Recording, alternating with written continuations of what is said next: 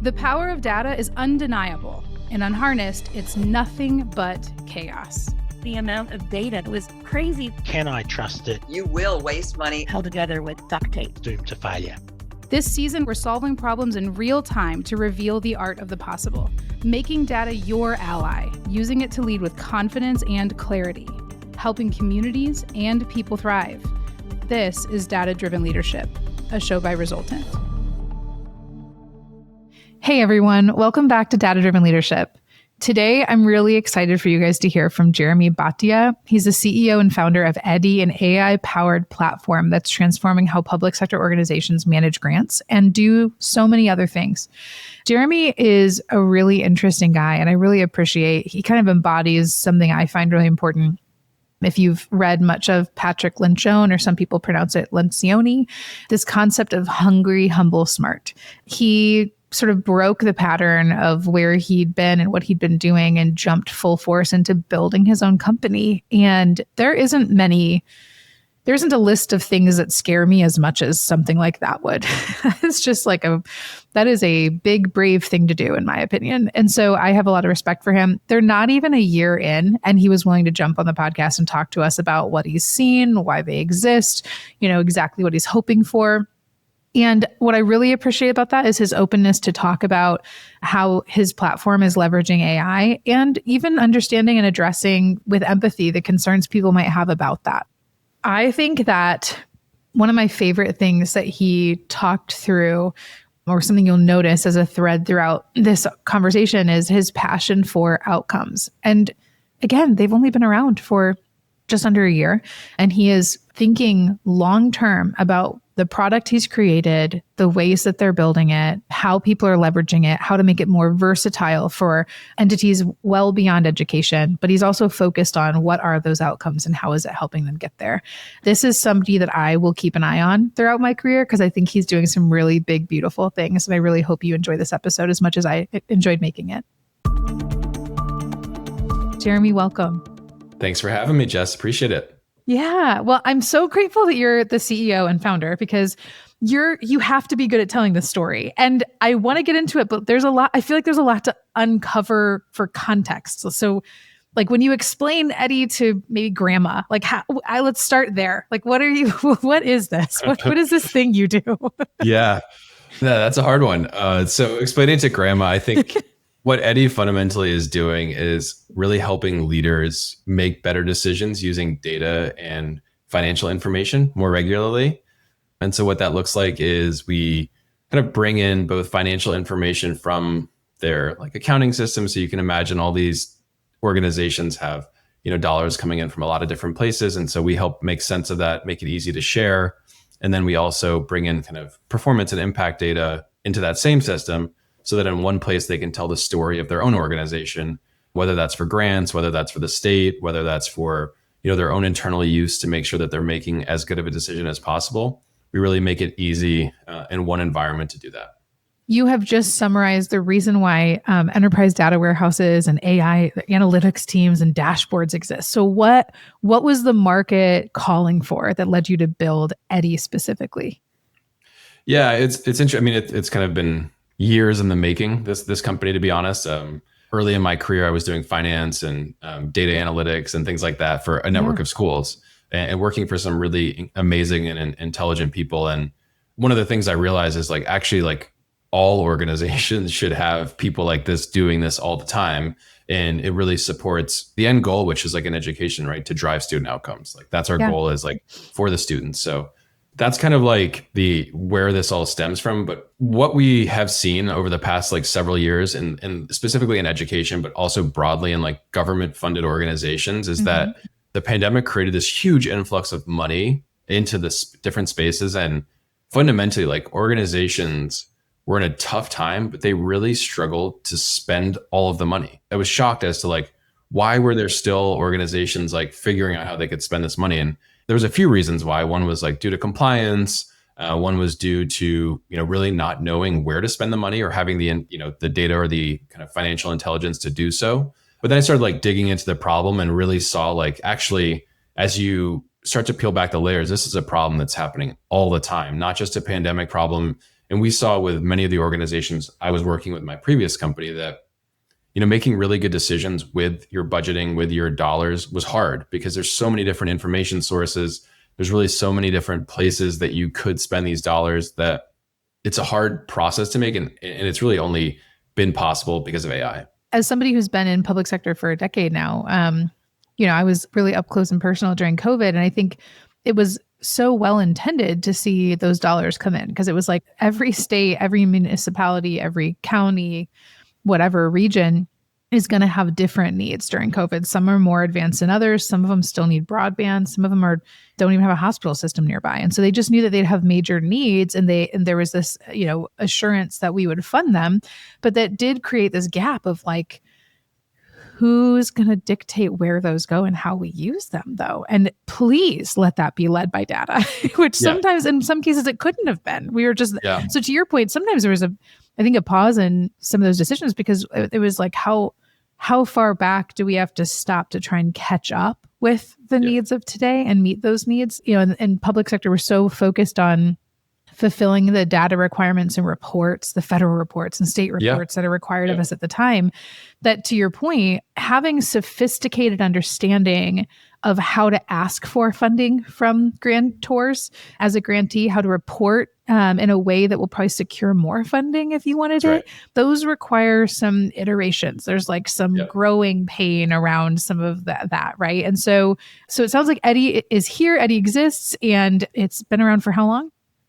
Just over a year now. Yeah. Just over a year. Oh my gosh. Yeah, okay. Young. Talk me through, really break down for me exactly what it does. Are there modules? Are there components? Like, how do I think, if I was a prospect, what would you tell me about implementing Eddi for me? Sure. Yeah. So there's a few parts of implementation, but one of the key parts that we really advocate for is that we make it easy to kind of integrate financial data and student performance data or whatever that impact data may be for your organization in one place. And then what you have on top of that are two things. One is an AI supported editor. It has a chat that you can work alongside you. Think of it as like a more user-friendly ChatGPT canvas where you can actually focus on different sections. You can actually edit the words as you're going in a way that really is helpful for long, 30-page proposals that you need to complete. Sure. So that's one part of the product. But we think it's really critical in order to have really good AI performance that your data is in a very, very clean place. And so the way that we do that is we have a dynamic table, which is kind of like Airtable, but we've added a little bit more into it where you can essentially upload data and then create a relational database in a really user-friendly fashion in one place. So you can do budgeting with this, you can upload data, you can create we've seen people streamline things like summer payroll and things that they're used to do in 50 spreadsheets they're now doing in one central database. I see. And then the beautiful part about that too is once you have that data there, now the AI can use it and your results are multiple times better than what you'd get in just a transactional ChatGPT conversation. You're actually bringing in all this rich data with your task at hand. And you have this nice mixture of a document editor that you can pull in really clean data into. That is super cool. Okay. So 1 year in, do you have any lessons? If you could go back and start it over again a year ago, is there anything that you would have done differently, either with the product itself or just with how you've kind of built the company in the last year? I'm kind of curious about your reflections. Yeah, I'm typically of the mindset that everything that happened in the past leads you to the current moment. And that's the beauty of the past, all the failures, the learnings. And so I generally don't like to go through this exercise because it's I wouldn't want anything else than what I'm currently in right now, frankly. Yeah. However, in the process of learning and I wouldn't have made any different decisions. Here are the things that I've learned that I'll apply to the future. So the main things are one is how critical it is to have really, really solid implementation with these organizations. And that happens honestly, way before you, the first time you meet them even. What we realize is who needs to be in those conversations is really important, both the roles, but then the archetype of the person themselves is really critical as well. And so that could be, are they a data friendly culture? Are they open to trying a new solution? Do they want to? Do they really feel the pain enough that they want to try it? What we've seen is that that pain has to be felt by the whole organization, not just one department. Oh, we all see this as a big problem and we need to solve it together. So when we validated that, everything goes better. And then also we are much more sophisticated at asking like what we need, when we need it, what our preferences for receiving it, right? All of those things. So that helps a lot. And then I would say, all software companies are really only as good as their people. And one of the things that I've gotten a lot better at is definitely like figuring out both who is the right fit for the company, but like who is the company a right fit for as well, right? Like the kind of the mutual relationship there. And that's been like one of the bigger things that I feel like we're able to find the right people for Eddi that will thrive in this culture where we are so impact driven that like you really, really have to care about what could happen as a result of Eddi, and that be one of your motivating factors. So yeah, you're doing something really innovative in a space where I think there wasn't space for it a few years ago. I think because of COVID, there was some funding to look at efficiencies that we can gain in some of these ways. And as a Six Sigma black belt, which I realize is not sexy, but it's real. And it was really valuable to me to go through that process. Yeah. This concept of you don't lean anything out. You don't lean a process out. You don't reduce waste until it works. You have a good process. And so to your point about finding the right fit for Eddi, like part of this is what is the health of your data? What is the openness of your culture to leveraging AI as a tool? Like those things are foundational for an implementation of this kind, right? That's just like, 100%. That makes sense innately to me. Like how mature are they? So I imagine there's probably sizes of organizations or entities where maybe they're too big, or especially I'm thinking about too small, where it's like, hey, at some point it's going to be the right fit to say, we can lean this out. You are mature enough to know that this makes sense to apply to this organization, their maturity around AI, their interests, their openness. The stars kind of align. And it's just interesting. It's actually interesting because we are working in, some of our organizations that I wouldn't say like have their data in a good place at all, but are like really reaping tremendous value from Eddi, solely because they are not satisfied with their existing processes and what they're currently doing, right? Like to the extent they're so dissatisfied with them that they're motivated to do something better. And also, in a place where they have student outcomes that are below, very below, working in tough circumstances, right? And like improvement is the only option, which is awesome, right? Like, and I think that's I would say all of the things don't need to be true of like data in a good place, motivated, open. I think like honestly, what I've seen is like motivation across the organization, like a really good group of people that are motivated is the most important thing. So, okay, that's cool too, because what you're telling me is it's not just a optimizer. It actually can help you get to a point in which your processes require that optimization. Correct. It can actually be a catalyst for the right kinds of changes. Okay, that's so cool. And it's amazing you've already seen that in a year. That's so encouraging and incredible. Now I imagine, one of the things I was going to ask you is there have been grants around for a long time. Grant management systems, grantors and grantees. What do you think about why this is such a game changer for public sector organizations? I assume not just education. I assume you're looking at how to use Eddi in more broad ways. Okay. Yeah, definitely. Our conclusion early on was that this needed to be like a full life cycle product, right? That you could, from the time you're thinking about getting money to the time that you're then like reporting on it or understanding what the effect of it needed to cover that whole spectrum. And another part too is that a lot of the existing solutions are built with a very, very rigid business logic where it's like, it will solve this exact hierarchy of needs. It's basically like business logic built on top of a very rigid backend. Yeah. And so from the technology perspective, we kind of said like, actually what you need is the opposite. You need concepts that will work in different contexts, right? Whereas many states are like open to spending a year or a year and a half for a custom build where it's like, actually like that part shouldn't take a year. That part should take a month. That part should be quick. That was one of our big insights was like, it needed to work across the whole life cycle and have a very flexible business logic.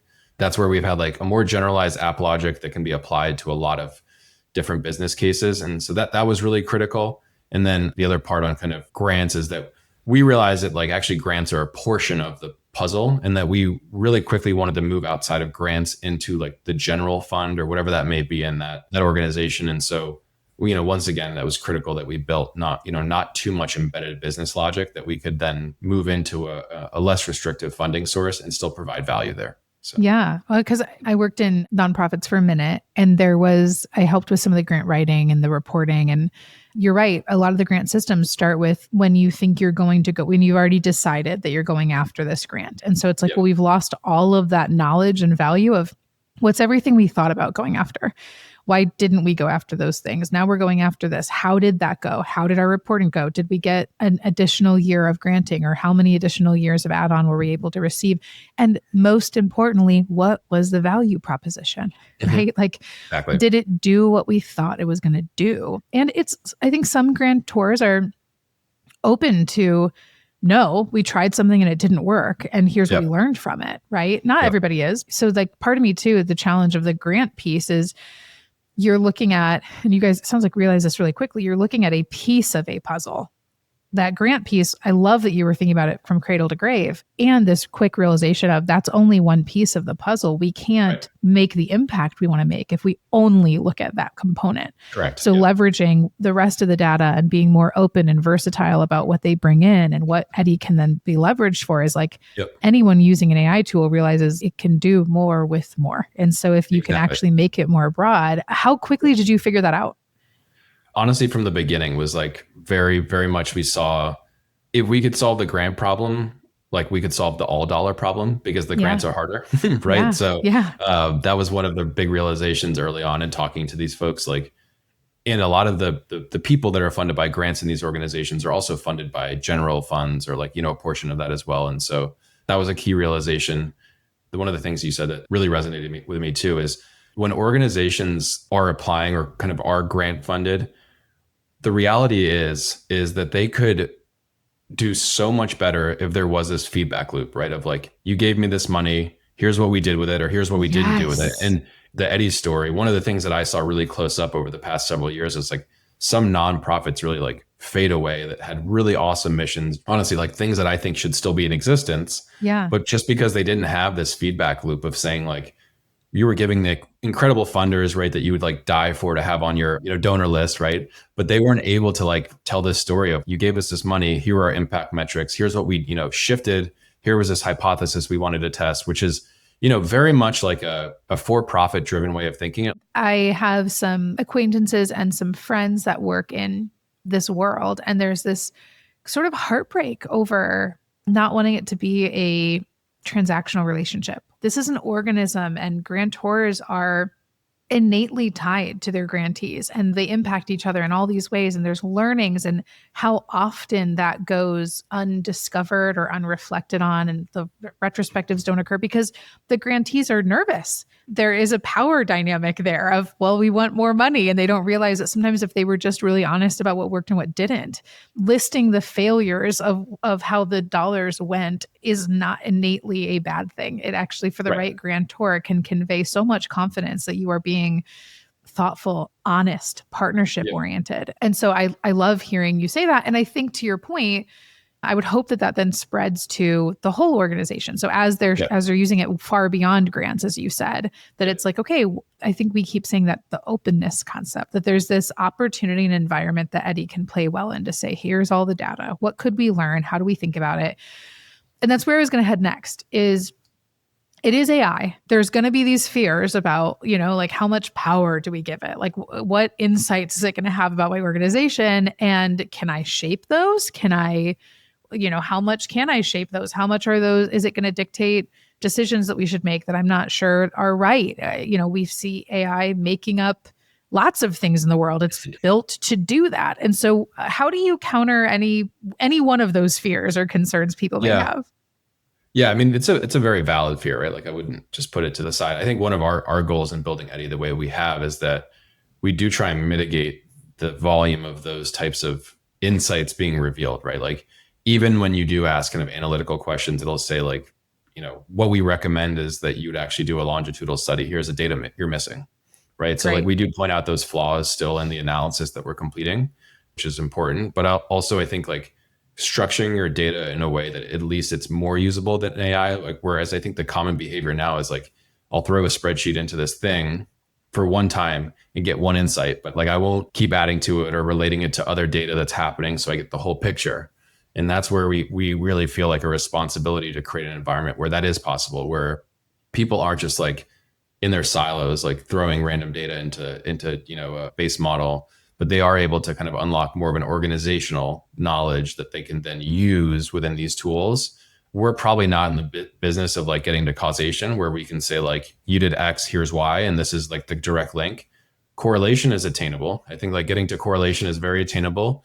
And we do try and just say like, this should be a tool, one of many tools, right? Like you can have what the story is. You can either use it, don't use it. But the idea is it like should be at least a point of your decision-making process. It doesn't need to be the whole decision-making process. Yeah. Yeah. Let's talk for a second about outcomes. Like what can you share so early? Can you quantify efficiencies that Eddi has delivered in the past, or are you getting closer to that? What does that look like? Yeah. I mean, I think we're getting closer to like the big goal for us this kind of over the next 3 to 4 months is getting to a place. And we're now in this like really critical period over the summer where a lot of our admins are kind of starting to ask those questions of like, how did the last year's grant impact this student population as they rebudget them? So we're in that like phase right now where these next 3 months are really critical for us. So our summer is not a summer break at all. It's like, I would say the intensity picks up for us a little bit, which we love. And so we're a little bit early on the like, here was the investment, here's the outcome, right? Because we launched in November, right? Realistically, or in October, sorry. And we are now in a place where several of our customers are starting to ask those questions and like their environments are set up to enable those questions to be being asked. Awesome. Yeah. And then I think the efficiencies we have seen to date have been on the speed of grant applications. So we've been able to cut down, some grant applications where it's like, oh, the deadline's Friday and typically wouldn't have applied for this. We're able to get it done in that week, essentially. That's huge. Yeah. That's huge. Yeah. The number of times in a grant-based world that people don't respond to grants because they just found out about them is substantial. So if you can reduce that and help them to say, we can, I mean, that's dynamic. And does Eddi help match grantees and grantors? Yes. Yeah. So what we're doing on that side right now is all the states where we're working in, you have their state education site indexed. So it's updating on a regular basis. Basically, we're both like looking at the actual opportunities and then also all the files that are related to them. And our AI tool like processes those files and converts them into a really easy way to understand the requirements, all the required attachments. It becomes like a to-do list. And then each of those documents have all of the required sections built into them as well. Basically like go into a document and see the application immediately and click different data elements to complete that application on the platform. Wow. So that's how we like help on the scraping. And then we also do that for grants.gov, all the federal grants. The foundation grants right now we're mostly doing with people, mostly because those foundation sites, we found like the way you apply for them to be so diverse. And so we're still working on that in the background. But most of our priority has, candidly been on like, okay, we can really like match you with unlimited grants through just, these two combinations of things. But we really wanted to make sure that the application and management process are really, really high quality because that's where a lot of the effort's spent, right? You spend a few hours per week searching, you spend the rest of your week applying and managing. And so that's where we wanted to really focus our efforts. Two terms that you don't have to define these. We can work together on this, but I want to make sure people, just as we're on a data-driven leadership podcast, we talk about them. Scraping. Do you want to take that one or do you want me to? I can take it. Yeah. Okay. Yeah.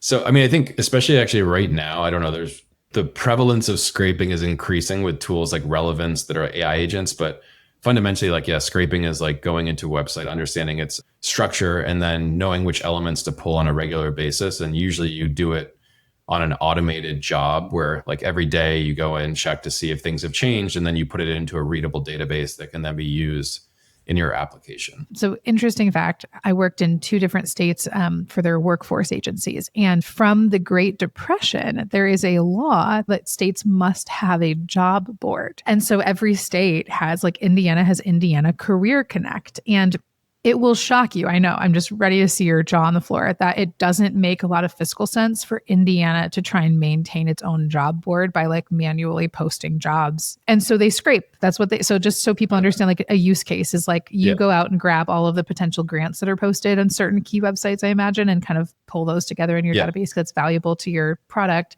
In Indiana, they'd go to all the other major job boards to say, okay, can we scrape the jobs that are posted and see if there are new jobs or what that's indicative of our like hot jobs or whatever. Now, everyone knows what scraping is in 2 different examples. The other thing you said is you talked about how your tool might recommend a longitudinal review or analysis. If one of your clients said, what's that? How would you describe that?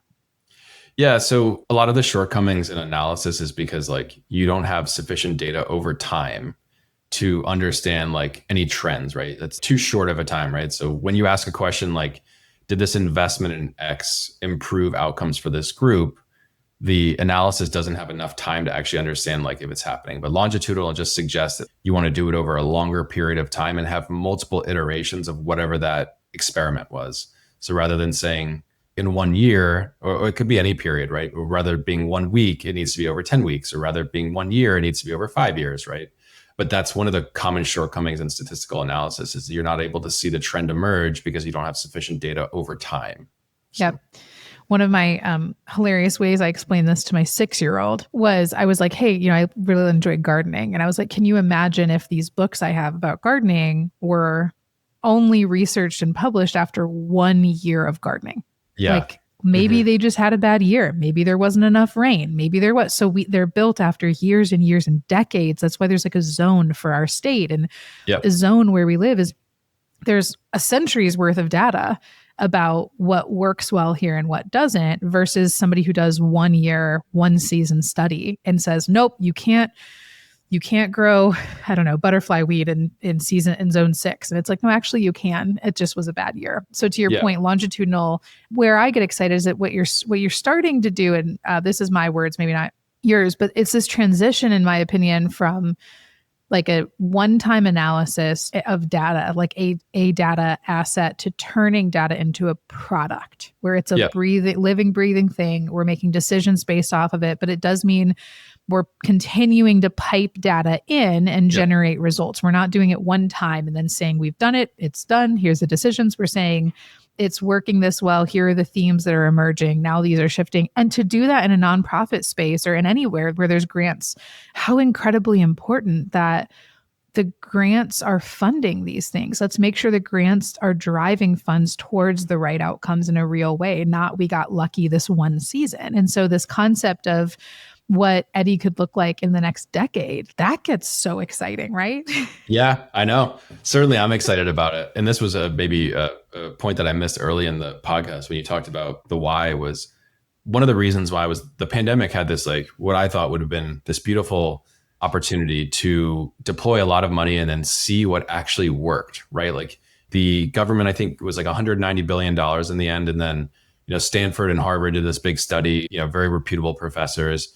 And fundamentally, like there wasn't a clear connection between what investment states were making and then the ability to like maintain outcomes for a population out of $190 billion, right? Like you think like the one time you have a controlled time period with a lot of money being invested, you have scale across the entire United States, right? You have all of these elements that would lead to a great natural experiment that, you don't need to do anything besides like actually track and see what's happening.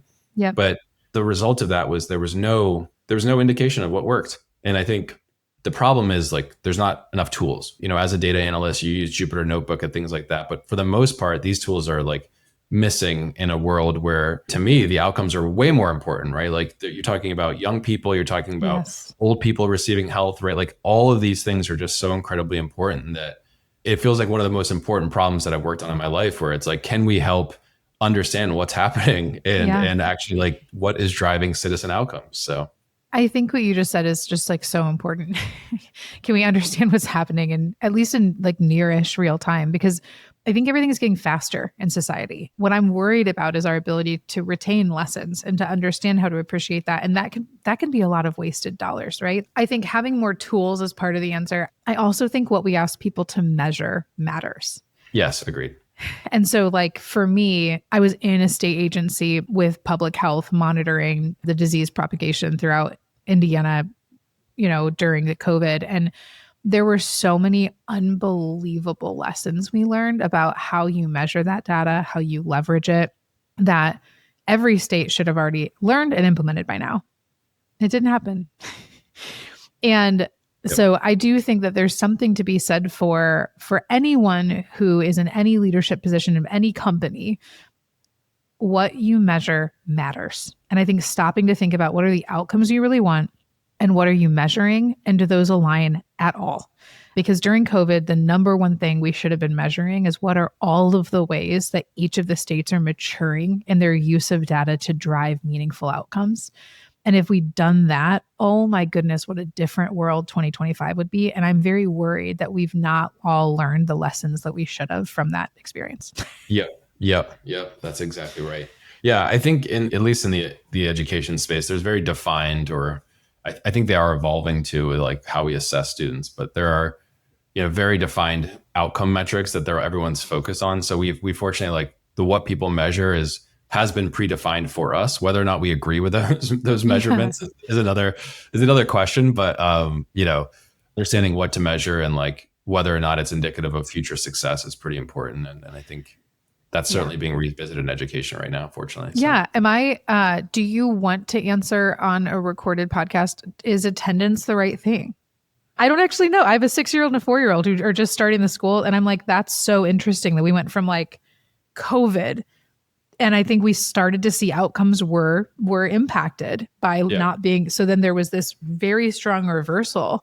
I'm not an ed. I find that super interesting. I don't know. Yeah. What do you think? Yeah, I've taken a lot of economics courses. I would say like the rational actor would say that like if someone deems that like going to school is not worth going, it's likely for a reason. That's part of the equation, I think. I don't know. I have a 2.5-year-old too. And I honestly think, some of her days where she learns the most is when, she's not in school, where she's doing all sorts of things. But I think obviously school has its value too. So I think there's really rigid attendance metrics now of like, I think it's over 10 days, you're considered chronically absent or something. And that's, become more and more rigid opposed to understanding that there are potential ways to like fill gaps at home or other experiences that matter just as much.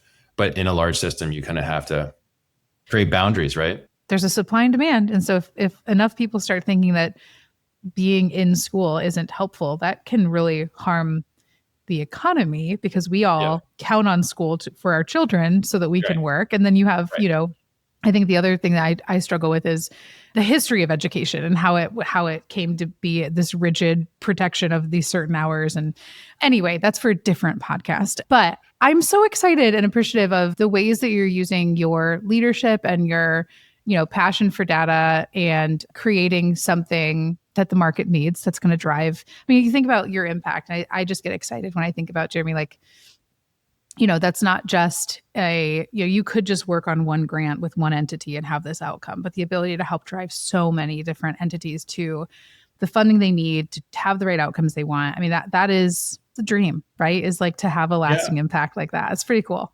Yeah, it's certainly my dream. People on our team and then many of the people we work with thus far, really get it. I think that's the biggest lesson from year one is like definitely the amount of gratitude I have for like all the people that have been in the Eddi mix of supporting in some fashion, receiving our product, using our product, giving us feedback.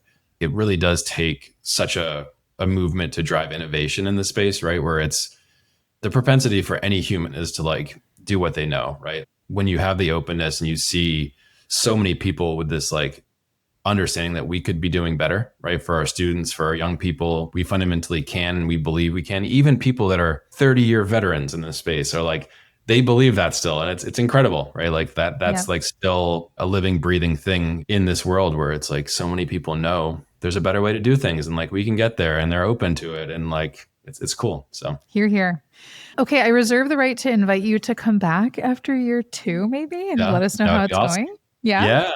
Jeremy, if some of the listeners want to keep up with Eddi and follow you, we didn't cover how it's spelled. We can put stuff in the show notes, but how do they find you? What's the best way to find you? Sure. Yeah. So LinkedIn, we're fairly active. We try and post a fair amount about the company, what's going on. We're Eddi, EDDI. Our URL is edify.ai because eddi.com was taken. But so edify.ai is EDDIFI.ai. And then, if you're interested, my email is jeremy@edify.ai too. Awesome. Thank you so much. Thank you guys for listening. I'm your host, Jess Carter. And don't forget to follow Data-Driven Leadership wherever you get your podcasts, letting us know how these data topics are transforming your business. We can't wait for you to join us on the next episode.